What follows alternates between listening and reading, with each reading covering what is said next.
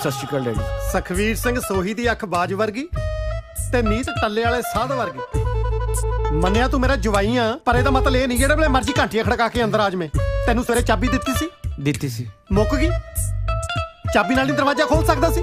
ਘੰਟੀ ਮਾਰਨ ਨਾਲ ਕੋਈ ਨੁਕਸਾਨ ਹੋ ਗਿਆ ਡੈਡੀ ਜੀ? ਕਹਿੰਦਾ ਕੋਈ ਨੁਕਸਾਨ ਹੋ ਗਿਆ? ਬਿਜਲੀ ਦਾ ਬਿੱਲ ਨਹੀਂ ਵਧਿਆ? ਨਾਲੇ ਚਾਬੀ ਮੈਂ ਤੈਨੂੰ ਕੰਨ ਖੁਰਕਣ ਨੂੰ ਦਿੱਤੀ ਹੈ ਤੇ ਸਾੜੀ ਕਿ ਟਾਂਕੇ ਘੁੰਮਣ ਨੂੰ ਦਿੱਤੀ ਹੈ। ਮੁੱਲਾਂ ਦੀ ਦੌੜ ਮਸੀਤ ਤੱਕ, ਘਰੋਂ ਦਫ਼ਤਰੋਂ ਘਰੇ। ਰਾਤ ਕੋਈ ਸਬਜ਼ੀ ਮੰਡੀ ਨਹੀਂ ਪੈਂਦੀ ਸੀ ਵੀ ਆਉਂਦਾ ਹੈ ਬੰਦਾ ਸਬਜ਼ੀ ਭਾਜੀ ਫੜ ਲਿਆਵੇ। ਚੱਲ ਸਬਜ਼ੀ ਭਾਜੀ ਨੂੰ ਮਾਰ ਗੋਲੀ। ਤੈਨੂੰ ਪਤਾ ਮੈਂ ਹੌਰਰ ਫਿਲਮਾਂ ਦੇਖਣ ਦਾ ਸ਼ੌਕੀਨ ਆ। ਤੈਨੂੰ DVD ਲਿਆਉਣ ਨੂੰ ਕਿਹਾ ਸੀ, ਲਿਆਂਦੀ ਆ? Sorry daddy. ਕਿਹੜੀ ਗੱਲ ਦੀ ਮਾਫੀ ਦਵਾਂ ਮੈਂ? ਕਾਫੀ ਟਾਈਮ। ਅੱਜ ਫੇਰ ਉਹੀ ਕਾਫੀ? ਤੈਨੂੰ ਪਤਾ ਤਾਂ ਹੈ ਸਿਮਰਤ ਮੈਂ ਬਲੈਕ ਕਾਫੀ ਪੀਂਦਾ। ਕੀ ਗੱਲ ਦੁੱਧ ਵਾਲੇ ਨਾਲ ਪਿੱਤ ਨਿਕਲਦੀ ਆ?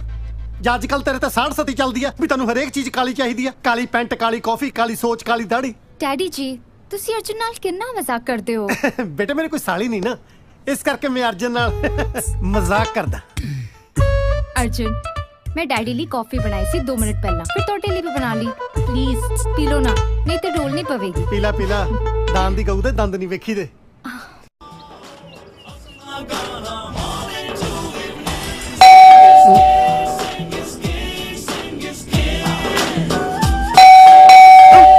ਇੱਕ ਤਾਂ ਇਸ ਪਰਮਾਨੈਂਟ ਪ੍ਰਾਹੁਣੇ ਨੇ ਦੁਖੀ ਕਰਕੇ ਰੱਖ ਲਿਆ। ਅਸ਼ਕੇ ਨਾ, ਜਦ ਤੇਰੇ ਕੋਲ ਆਪਣੀ ਚਾਬੀ ਹੈਗੀ ਆ, ਮੈਨੂੰ ਉੱਠਣ ਨੂੰ ਜ਼ਰੂਰ ਤਕਲੀਫ ਦੇਣੀ ਸੀ। ਉਹ ਤਾਂ ਮੈਂ ਤਾਂ ਸੋਚਿਆ ਕਿ ਕੀ ਸੋਚਿਆ ਤੂੰ? ਸੋਚਣ ਨੂੰ ਤੂੰ ਸਾਇੰਟਿਸਟ ਆ। ਦੇਖ ਹੁਣ ਕੌਣ ਆਇਆ। ਮੈਂ ਸੋਚਿਆ Your courier, sir. Please sign. Thank you.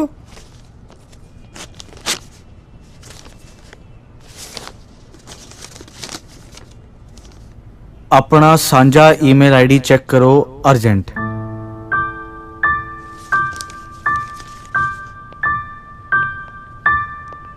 ਹੁਣ ਟਿੱਡੀਆਂ ਨੂੰ ਵੀ ਨਿਉਤੇ ਆਉਣ ਲੱਗ ਪਏ।